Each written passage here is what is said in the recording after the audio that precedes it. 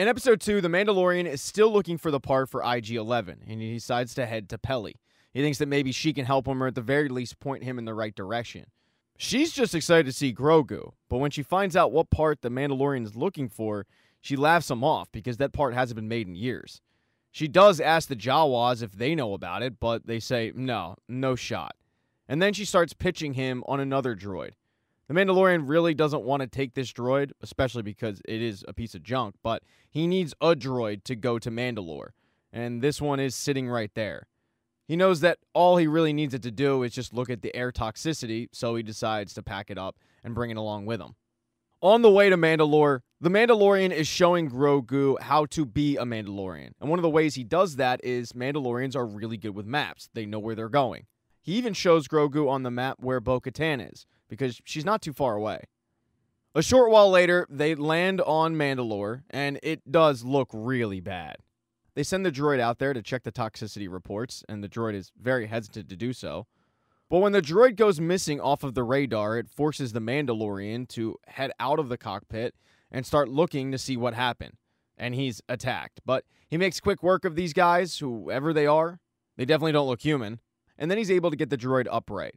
When he does get back to the ship, the droid reports back that the planet is fine. You're not going to die of poisoning. This means that him and Grogu can continue to search for these holy waters. They come to a ledge, and the Mandalorian tells the child that what they're looking at below is the Civic Center. That's where Bo-Katan said to go, and the Civic Center looks absolutely wrecked. Apparently this whole planet was once prosperous and beautiful. Now it looks like a desolate wasteland. It makes anything in the show The Last of Us look like it's really new and nice. The Mandalorian, though, knows that he needs to be on high alert because he was already attacked once. So he is gingerly making his way through the cavern, trying to find where these waters are. He's looking all over the place, looking at some of the destruction, and then he finds a Mandalorian helmet. And when he's inspecting it, he gets swallowed up because it was a trap. When this does happen, Grogu falls to the back, hiding. But he has to watch as the Mandalorian is taken away in what looks like a makeshift spider-like contraption. Grogu follows this contraption back to wherever it came from, and killing Mandalorians was a popular thing because there's helmets all over the place. The first thing this creature does when it gets out of his shell is take the Mandalorian saber and take its gun, and just throws it on the ground. The Mandalorian can't do anything about it. He can't move. When this beast does end up going in the corner and it looks like he's working on something else, that's when the child makes his move. He slowly walks over to the Mandalorian of where he's being kept in this contraption, and he starts trying to move it. But when he moves it, it makes noise, it tips off this beast that there's somebody else there, and Grogu has to get the hell out of there. And as he's fleeing, the Mandalorian is yelling at him, "Go get Bo-Katan."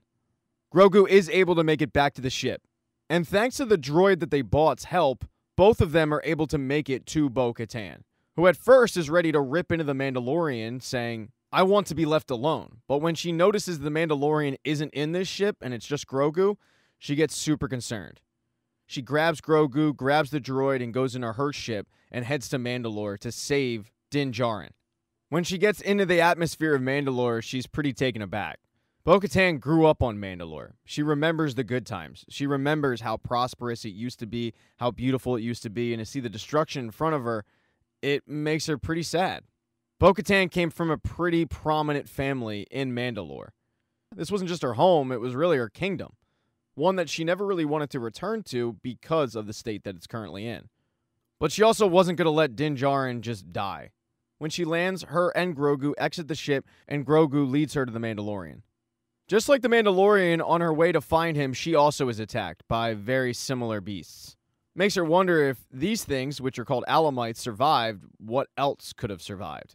She gets her answer when she finally does come upon where the Mandalorian's being kept. The creature that took the Mandalorian is currently zapping him of his power. I mean, he's slowly draining him of blood. If Bo-Katan had waited a little bit longer, the Mandalorian might have been dead. But she doesn't.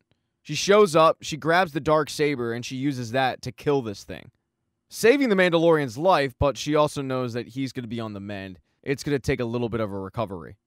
She takes the Mandalorian and Grogu to a safe location. She makes a little bit of a fire, makes him a meal, and when he finally wakes up, she fills him in on what happened. He's really thankful to Bo-Katan for saving him. They then spark a conversation of whether or not Mandalore is cursed, with the Mandalorian believing that it's not, and Bo-Katan believing that it is cursed because if you look around, nothing's left. After this quick discussion, the Mandalorian gets up, and Bo tells him, "You really should rest. I can get you back to my ship," but he says, "I'm not going with you. I came here for a reason. I need to be redeemed."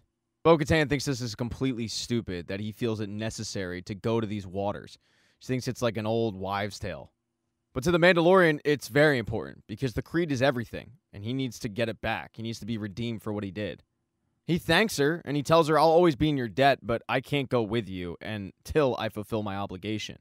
And she's not going to let him go alone. So reluctantly, Bo-Katan decides to escort him to these waters because she knows that he'll never find it on his own. They get to those waters a short time afterwards, and she gives him the full tour. This includes a plaque that says these mines date back to the age of the first Mandalore. According to ancient folklore, the mines were once a mythosaur lair. Mandalore the Great is said to have tamed the mythical beast. And it's from those legends that the skull signet was adopted and became the symbol of the planet. After she's done reading it, it's time for the Mandalorian to get into these waters and do his little tradition. He's going about it, he's going farther in, and then all of a sudden he's pulled down. And it wasn't like he fell, he was absolutely pulled by something. It causes Bo-Katan to rush into the water, where she finds him at the very bottom, unconscious. She grabs him, she's bringing him up to the surface, and that's when she comes across what looks like a mythosaur. If the old one was tamed, then this is a new one, and it's massive.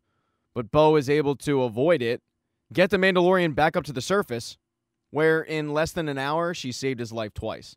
Thank you so much for checking out this recap. Please consider subscribing to the channel and subscribing to my Patreon. Hit thumbs up if you liked it, smash that thumbs down button if you thought it sucked. If you left a comment, I don't get back to you. I usually don't check the comments unless they're like a super comment. Also, if you don't see the next video up on the end screen, not to worry, it'll be up in a day or two.